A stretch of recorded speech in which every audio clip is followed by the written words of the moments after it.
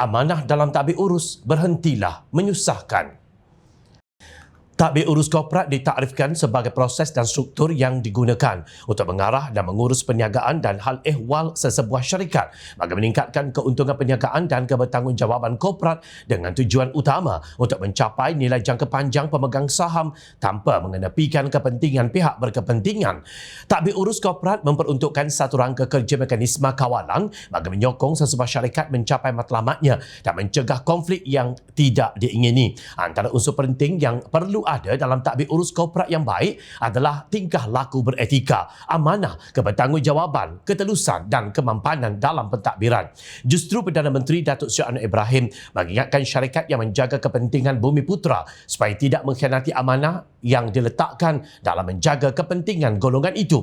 Beliau berkata ini kerana kerajaan pernah berdepan pengalaman buruk kerana terpaksa memberi suntikan tambahan kepada syarikat berkaitan akibat tadbir urus yang lemah bagi menyelamatkan pegangan Bumiputera. Satu pihak pengurusannya itu amat bobrok sehingga merosakkan dan merugikan. Pengalaman ini menyakitkan kerana kita lihat umpamanya Felda memerlukan suntikan 8.3 bilion ringgit kerana pengurusan dan tata kelola lemah. Kita ada lagi yang melibatkan syarikat yang memerlukan suntikan 2.7 bilion ringgit daripada kerajaan untuk menyelamatkan daripada tangan Bumiputera.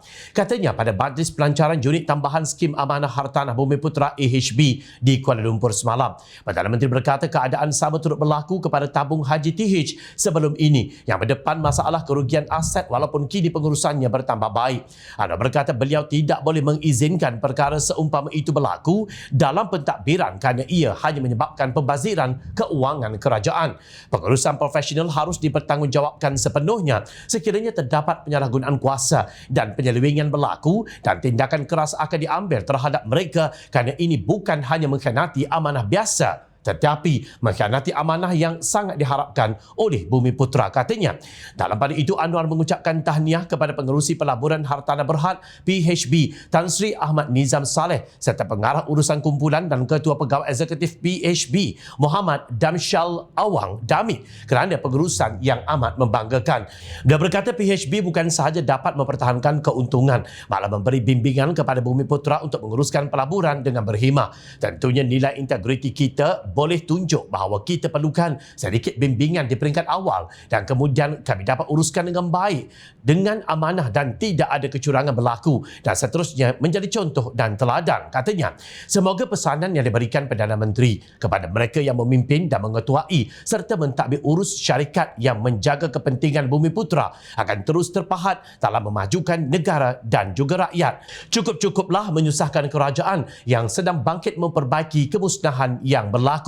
Jadikan amalan tadbir urus yang baik sebagai konsep pentadbiran yang sangat ideal dan boleh memberi pelbagai manfaat kepada organisasi dan pemegang taruh. Para pemimpin yang telah diberikan kepercayaan perlu memikul tanggungjawab dalam memastikan amalan tadbir urus yang baik diletakkan sebagai agenda kepimpinan yang utama demi kecemerlangan negara.